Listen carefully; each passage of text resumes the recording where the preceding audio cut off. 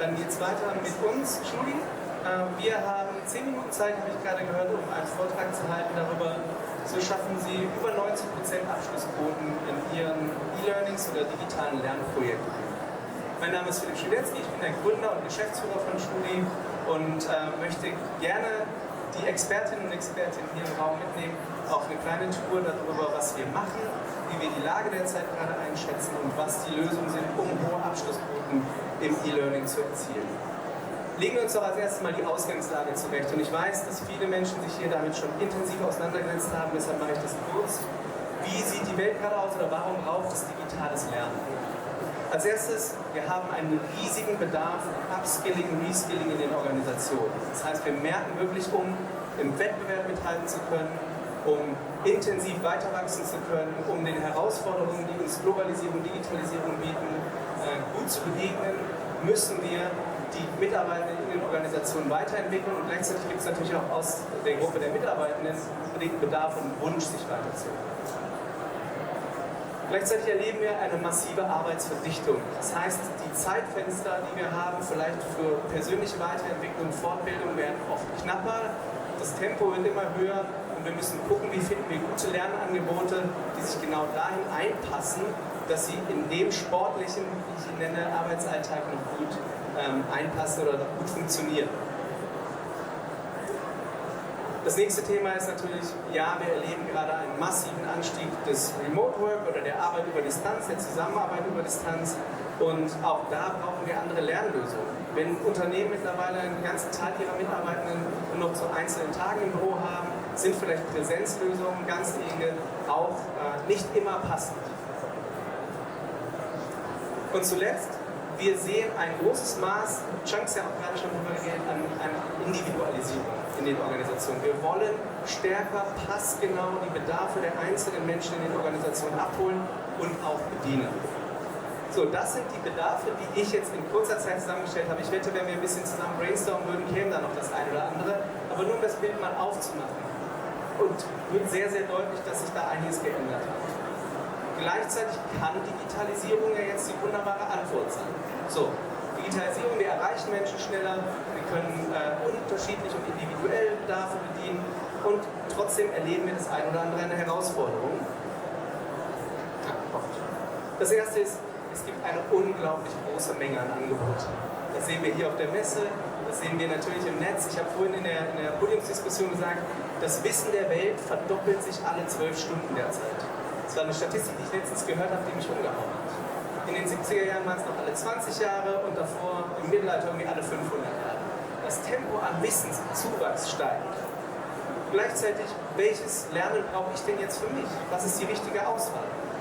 Viele machen sich Sorgen, ob ich Personalentwicklung in Zukunft überhaupt noch brauche. Ich bin ziemlich sicher, wenn wir diese Choice Overload oder diese große Menge an Möglichkeiten haben, braucht es unbedingt Lotsen oder BeraterInnen, die uns dabei weiterhelfen. Das Zweite ist, wenn wir digitales Lernen jetzt mal konkret angucken, ist oft eine gewisse Enttäuschung, wie wenig interaktiv, wie wenig Engagement kreiert wird. Ich habe selber mich natürlich sehr, sehr viel umgeguckt und habe auch so das eine oder andere an Wissenssammlung gesehen, wo mir völlig fehlte, was ist die Storyline, warum baut das jetzt auf das auf? Und da gibt es, glaube ich, noch einiges an Defiziten und auch Enttäuschung. Also jetzt bringe ich mich dazu durch, mein E-Learning zu machen und gleichzeitig ist es irgendwie viel Lesen, relativ statisch und vielleicht kommt Frustration auf und dann haben wir Folgendes, wir haben sehr niedrige Abschlussquoten. Auch da habe ich das ein oder andere Projekt mitbekommen, wo wirklich große Enttäuschung, auch viel Geld ausgegeben wurde und große Enttäuschungen eingetreten sind, weil am Ende die wunderbaren Angebote, zum Teil auch qualitativ hochwertig, nicht wirklich umgesetzt wurden oder angenommen wurden. So, was machen wir jetzt eigentlich? Das ist jetzt die große Frage und das ist das, warum wir hier sind und warum wir angetreten sind. Wir sind Julie, wir sind eine digitale Lernplattform für die Future Skills, also wir beschäftigen uns mit Führung und Kommunikation und unsere Mission ist, wir möchten digitales Lernen zum Erfolg bringen. Also das ist ganz wichtig, nicht nur anbieten, wir wollen es erfolgreich implementieren in den Organisationen und wir möchten dadurch Menschen und Organisationen unbedingt empowern. Weil wir schon glauben, dass digitales Lernen auch eine Veränderung des Mindsets ist. Ich brauche plötzlich viel mehr Selbststeuerung auf Seiten der Mitarbeiter. Und über Maturity, also Reifegrade in Organisationen, können wir wunderbar auch gleich noch diskutieren. Wie schaffen wir das? Momentan haben wir eine sehr, sehr hohe Nutzerinnenbewertung für unseren eigenen Content. Wir produzieren unsere eigenen Lernprogramme mit unserem eigenen Stil, möglichst nahbar, TrainerInnen, tatsächlich authentische TrainerInnen sind. Und wir werden dafür sehr belohnt mit tollen Feedbacks und hohen Bewertungen. Wir haben eine 95%ige Weiterempfehlungsquote in unseren Projekten und wir schaffen tatsächlich in reinen Selbstlernprojekten über 90% Abschlussquote.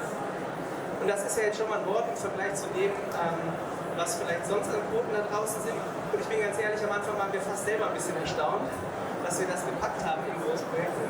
Und vielleicht müssen wir ein bisschen erklären, warum und wie wir das machen.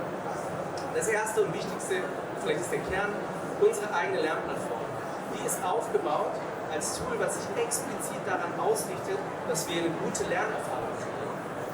Es geht immer Experience, nicht nur Wissen, sondern eher, was erlebe ich, über welchen Pfad gehe ich. Gute Storyline ist wichtig, gute Content, nahbare Trainerpersönlichkeiten und vielleicht auch mal die Entscheidung gegen ein weiteres Tool zum Thema Teamentwicklung und dafür lieber eins, was wir wirklich vertiefen und wo wir einen starken Praxistransfer herstellen.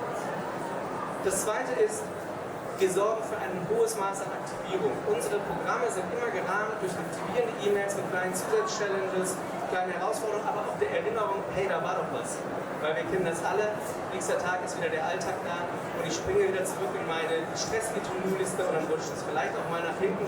Da muss eine freundliche, ganz wichtig, freundliche Erinnerung muss da schon mal sein. So, natürlich können wir diese E-Mail-Kommunikation auch weiterhin dafür nutzen, dass die Aktivierung größer wird. Das nächste ist, ich habe selber 10 Jahre lang als Live-Trainer gearbeitet. Ich liebe das auch immer noch und mache das auch noch gerne. Und wir nutzen einfach, dass wir uns nicht entscheiden, soll es eine Plattform sein und digitales Lernen oder können wir das nicht auch wunderbar verbinden, dass wir einfach Social-Based oder Cohort-Based Learning anbieten. Das heißt, wir bauen Blended Learning-Pfade. Sehr eng mit den Kunden. Hier können wir erstens mal auch customizen, also ganz spezifisch auf den Kunden zuschneiden. Da können wir Inhalte reinbringen, wie zum Beispiel in einem Führungstraining die Unternehmenswerte des Kunden und gleichzeitig können wir mit unserem Lernprogramm trotzdem das Selbstlernen fördern. Was dabei deutlich wird, ist, dass wir ein gutes Maß finden gerade zwischen Freiheit und aber auch geführtem Lernen. Also einmal das Selbstlernen, aber gleichzeitig gibt es schon den Zeitpunkt, wo ich das dann auch wieder anwende und vertiefe. Und was wirklich klasse ist, unsere Trainerinnen und Trainer werden jetzt nicht mehr gebeten, nochmal Input zu geben, sondern wenn wir mit der Zielgruppe zusammenkommen, arbeiten wir sofort praktisch. Die kennen sich aus. Und dann können wir nur noch sagen, okay, welchen Fall müssen wir besprechen, wie können wir Sachen ausprobieren, wie können wir trainieren, welche Fragen gibt es. Und so konzipieren wir Selbstlernpfade oder aber auch Blended Learning Pfade für unsere Kunden. Eine Sache, die dabei ganz wichtig ist, wir betreiben mit unseren Kunden zusammen auch Change Management. Wir kommen aus der Organisations- und Personalentwicklung. Wir haben viele Kunden begleitet in ihren Veränderungsprozessen und wir glauben, dass wir immer wieder auch da anfangen müssen, wenn wir mit Kunden zusammenarbeiten, dass wir sagen, hey, es ist wahrscheinlich auch bei euch ein Veränderungsprozess. Also lasst diesen auch so angehen. Ja? Wie ist die Kommunikation? Welche Befähigungen brauchen wir? Da gibt es manchmal ganz einfache Fragen, sowas wie, haben alle Zugriff auf die Plattform? Welche technischen Gegebenheiten? Ist es eigentlich so, dass digitales Selbstlernen genauso akzeptiert ist, wie wenn ich auf eine Konferenz oder auf eine Fortbildung gehe? Oder heißt es, guck mal, was der da macht, der guckt wieder nur Filmchen an seinem Arbeitsplatz. Ja? Also genau diese Kultur betrachten wir mit, beziehen wir ein und versuchen dann Kunden wirklich dezidiert, Schritt für Schritt so ranzuführen, dass wir erfolgreich sind. Ein letzter Punkt, ein Riesenvorteil bei digitalem Lernen, ist natürlich, dass wir die Möglichkeit haben, es ganz klar datenbasiert auszuprobieren. Das heißt, wenn wir die Daten haben, können wir gemeinsam lernen. Wir steigern in dem Projekt mit unseren Kunden auch Abschlussquoten, Passgenauigkeit und Feedbacks, weil wir zusammen im Team uns immer wieder die Karten legen, in Zwischenreviews, in Auswertungen, was müssen wir noch besser machen. Und so kriegen wir tatsächlich auch Begeisterung hin und dieses ganze Thema E-Learning ist irgendwie eine schöne Chance, aber wir verpassen sie, wird zu etwas, was fast sich auch in der Organisation verbreitet und mit viel Positivität angenommen wird und wo es dann plötzlich einfach Spaß macht. Ja, das war schon in sehr kurzen Worten. Mir wurde gesagt, ich habe nicht mehr als 10 Minuten Zeit. Das, was wir so anzubieten haben, es wäre natürlich jetzt wunderbar, wenn wir noch ein bisschen diskutieren können und Fragen stellen können. Das können wir aber sehr gerne machen. Wir sind an unserem Stand auch direkt da vorne für alle, die Lust haben, sich weiter mit uns auszutauschen, Erfahrungen zu teilen. oder vielleicht auch mal was auszuprobieren. Wir bieten auch kostenlose Möglichkeiten, einen digitalen Entwicklungspfad in der eigenen Organisation zu testen. 5 Teilnehmende, das komplette Programm und wir werten gemeinsam hinterher aus und lernen dabei. Dann einfach zu uns kommen und anmelden. Außerdem haben wir morgen einen Workshop zum Thema, wo wir dann endlich das machen können, was mir jetzt gerade ein bisschen fehlt, den Austausch.